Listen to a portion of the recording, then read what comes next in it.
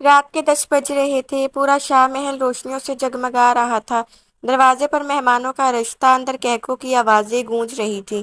ہر طرف شادی کی تیاریاں اپنے عروج پر تھیں۔ آج شہر کے معروف بزنس مین ریحان شاہ کی شادی تھی۔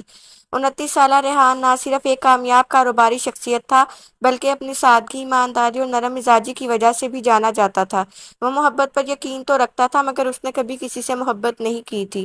اس کی ماں کی صرف ایک خواہش تھی، بیٹا میں اپنی زندگی میں تمہارا گھر بستا ہوا دیکھنا چاہتی ہوں۔ ماں کی خوشی کے لیے ریحان نے اس رشتے کے لیے ہاں کر دی۔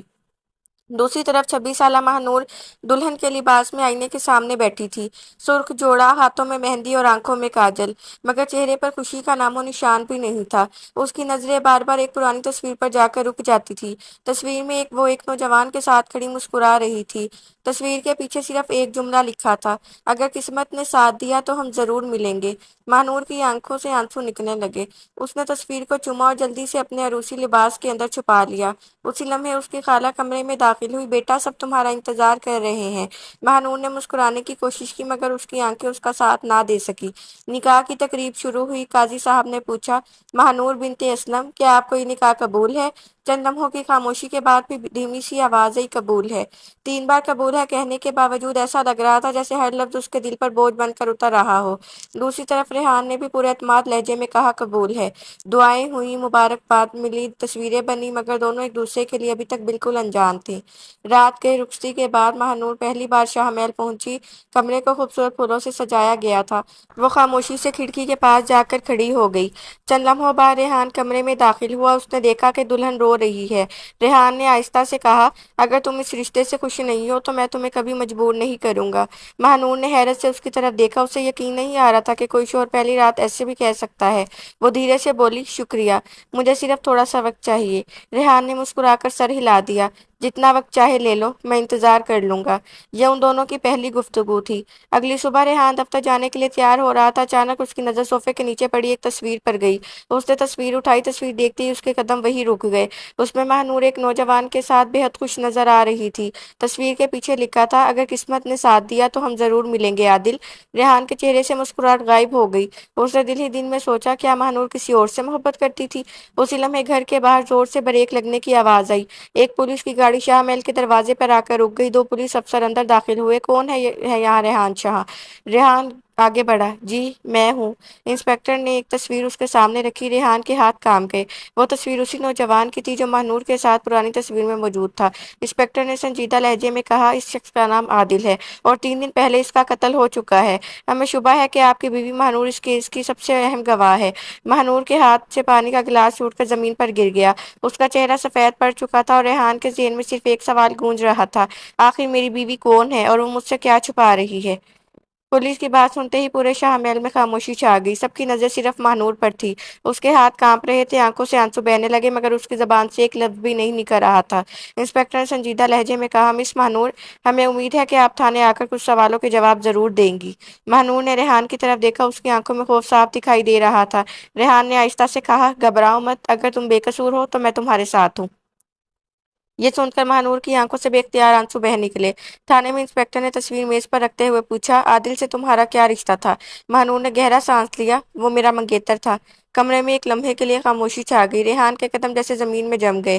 اس نے کبھی سوچا بھی نہیں تھا کہ شادی کے اگلے ہی دن اسے یہ حقیقت معلوم ہوگی۔ ماہنور نے دھیرے سے کہنا شروع کیا، 2 سال پہلے ہماری منگنی ہوئی تھی۔ ہم ایک دوسرے سے بہت محبت کرتے تھے، لیکن عادل کے والد نے کاروبار میں بہت بڑا نقصان کر دیا۔ حالات اتنے خراب ہو گئے کہ وہ شہر چھوڑ کر چلے گئے۔ ہم دونوں نے ایک دوسرے سے وعدہ کیا تھا کہ جیسے ہی حالات بہتر ہوں گے ہم واپس ملیں گے، مگر اس کے بعد اچانک اس کا ہر رابطہ ختم ہو گیا۔ میں نے بہت تلاش کیا لیکن وہ کبھی بھی نہیں ملا۔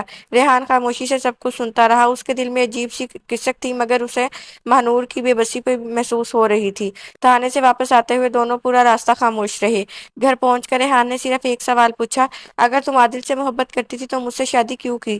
ماہنور کی آنکھیں جھک گئی، کیونکہ سب نے کہا تھا کہ عادل شاید اب اس دنیا میں نہیں رہا اور ابو کی طبیعت بہت خراب تھی۔ میں نے صرف اپنے والد کی خوشی کے لیے یہ رشتہ قبول کر لیا، یہ کہتے ہوئے وہ پھوٹ پھوٹ کر رونے لگی۔ ریحان نے پہلی بار محسوس کیا کہ مہنور نے اس سے جھوٹ نہیں بولا تھا، بلکہ وہ خود بھی ٹوٹی ہوئی تھی۔ اگلے دن ریحان اپنے دفتر میں تھا کہ اس کے موبائل پر ایک انجان نمبر سے ویڈیو موصول ہوئی۔ ویڈیو دیکھتے ہی اس کے چہرے کا رنگ اڑ گیا۔ ویڈیو میں صاف نظر آ رہا تھا کہ عادل کسی سنسان گودام میں ایک شخص سے جھگڑا کر رہا تھا۔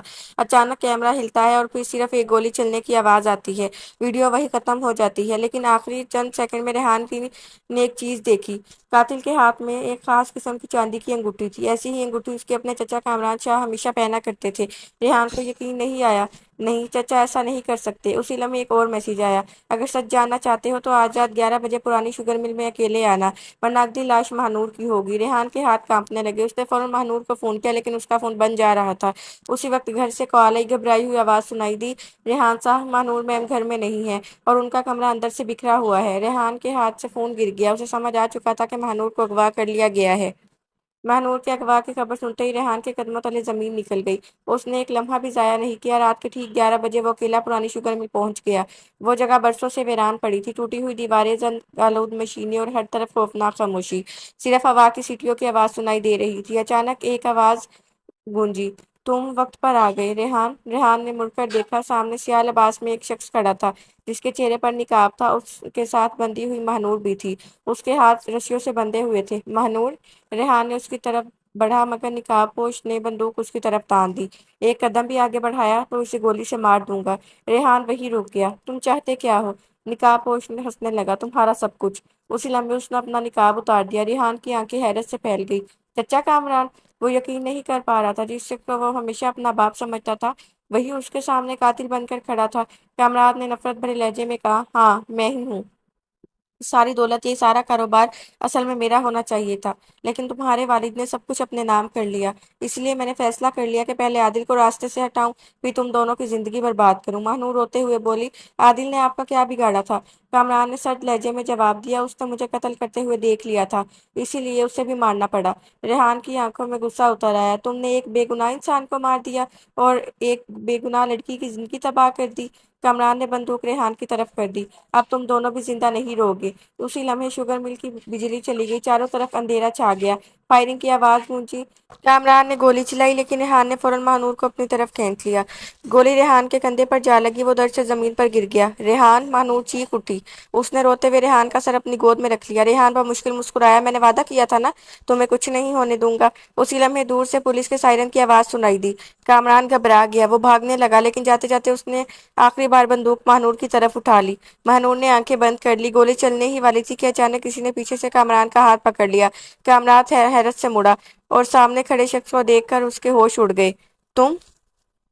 کامران حیرت سے مڑا۔ اس کے سامنے کھڑا شخص کوئی اور نہیں تھا بلکہ عادل تھا۔ یہ ناممکن ہے، کامران لڑکھڑاتی آواز میں بولا۔ مہنور نے بھی بے یقینی سے عادل کو دیکھا۔ عادل، تم زندہ ہو؟ عادل کی آنکھوں میں نمی تھی۔ ہاں مہنور، میں زندہ ہوں۔ اسی لمحے پولیس نے پورے شوگر مل کو گھیر لیا۔ کامران بھاگنے لگا، مگر پولیس نے اسے گرفتار کر لیا۔ کامران کو ہتھکڑیاں لگ چکی تھی۔ انسپکٹر نے ریحان اور مہنور کی طرف دیکھتے ہوئے کہا: اب وقت آ گیا ہے کہ پوری حقیقت سامنے آ جائے۔ عادل نے آہستہ آہستہ بولنا شروع کیا: اس رات کامران نے مجھ پر گولی چلائی تھی، مگر گولی میرے دل میں نہیں، کندھے میں لگی۔ میں زخمی حالت میں دریا کے کنارے جا گرا، جہاں ایک بزرگ مچھیرے نے میری جان بچا لی۔ جب مجھے ہوش آیا تو مجھے معلوم ہوا کہ پورے شہر میں میری موت کی خبر پھیل چکی ہے۔ میں فوراً واپس آنا چاہتا تھا، مگر میرے پاس کوئی ثبوت نہیں تھا۔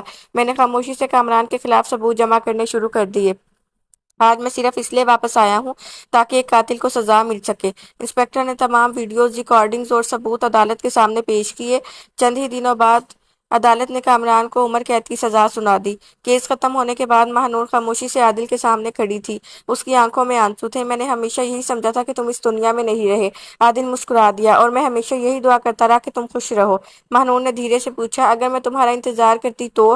عادل نے آسمان کی طرف دیکھتے ہوئے کہا: سچی محبت صرف پانے کا نام نہیں ہوتی، کبھی کبھی چھوڑ دینا بھی محبت ہوتی ہے۔ تم اب ریحان کی امانت ہو اور وہ تم سے سچی محبت کرتا ہے۔ یہ کہہ کر عادل ہمیشہ کے لیے وہاں سے چلا گیا۔ مہنور کی آنکھوں سے آنسو بہتے رہے، مگر اس بار ان آنسوؤں میں کسی جدائی کا شکوہ نہیں تھا، صرف ایک دعا تھی: चंद हफ्तों बाद रेहान मुकम्मल तौर पर सेहतियाब हो चुका था। एक शाम वो महानूर को उसी जगह ले गया जहां पहली बार दोनों ने एक दूसरे से बात की थी। हल्की हल्की बारिश हो रही थी। रेहान ने अपने जेब से एक अंगूठी निकाली। वो मुस्कुराते हुए बोला, उस दिन हमारा निकाह हुआ था, लेकिन आज मैं चाहता हूँ कि तुम मुझे अपने दिल से भी कबूल करो। महानूर की आंखें नम हो गई। उसने मुस्कुराते हुए अपना हाथ आगे बढ़ा दिया। रेहान, पहले मेरा निकाह तुमसे हुआ था, आज मेरी मोहब्बत भी सिर्फ तुम्हारे नाम है। रेहान ने अंगूठी उसकी उंगली में पहना दी। बारिश की बूंदें उन दोनों पर बरस रही थी। दोनों ने एक दूसरे का हाथ मजबूती से थाम लिया। उसी वक्त रेहान ने आहिस्ता से कहा, कभी कभी अल्लाह हमारी जिंदगी से एक शख्स को इसलिए ले जाता है ताकि वो हमें दूसरा शख्स दे सके जो वाकई हमारी किस्मत में लिखा होता है। महानूर मुस्कुरा दी, और अब मुझे यकीन है तुम ही मेरी किस्मत हो। दूर आसमान पर बादल छटने लगे। बारिश रुक चुकी थी। नई सुबह की पहली किरण उन दोनों के चेहरों पर पड़ी, गोया जिंदगी उन्हें एक नई शुरुआत का तोहफा दे रही थी।